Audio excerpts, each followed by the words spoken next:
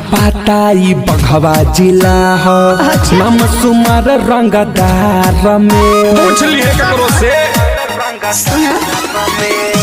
झूठो के नाम बदनाम कइले बड़ा बाबू होयो पे बिहार। अच्छा कली पाताई बघवा जिला हो नाम सुमार रंगदार में लगे के सेरा के मुंह में पूरा पूरा हो लगे के सेरा के मुंह में पूरा पूरा हो। ए पूछी तो सुना बड़ा बड़ा गुंडा हमरा पौआ के धुरा हो बंग के शहर मधेपुरा बड़ा बड़ा गुंडा हमरा पौआ के धुरा हो दबंग के शहर मधेपुरा हो। तो पता लग जा अरे